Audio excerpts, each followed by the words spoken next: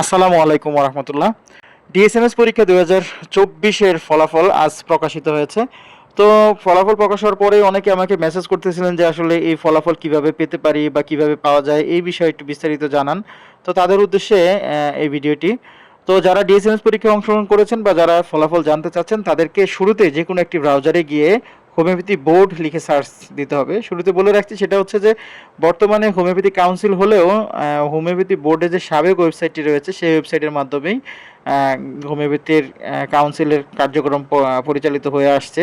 তো আপনাকে homeopathy board লিখে সার্চ দিলে আপনার সামনে হোমিওপ্যাথি বোর্ডের সাবেক ওয়েবসাইটটি শো করবে। তো আপনাকে ওইখানে ক্লিক করতে হবে। ক্লিক করলে আপনাকে হোমিওপ্যাথি বোর্ডের ওয়েবসাইটে নিয়ে যাওয়া হবে।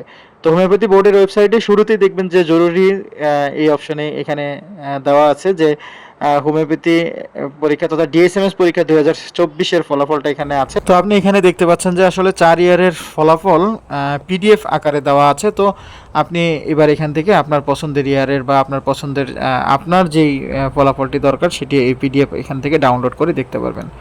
তো এতক্ষণ সঙ্গে থাকার জন্য আপনাদের সবাইকে আন্তরিক ধন্যবাদ। ইনশাআল্লাহ পরবর্তীতে আবার দেখা হবে নতুন কোনো বিষয় নিয়ে। এতক্ষণ পর্যন্ত আপনাদের সাথে ছিলাম আমি ডাক্তার মোহাম্মদ আব্দুল্লাহ শাকুর। আসসালামু আলাইকুম ওয়া রাহমাতুল্লাহি ওয়া বারাকাতুহু।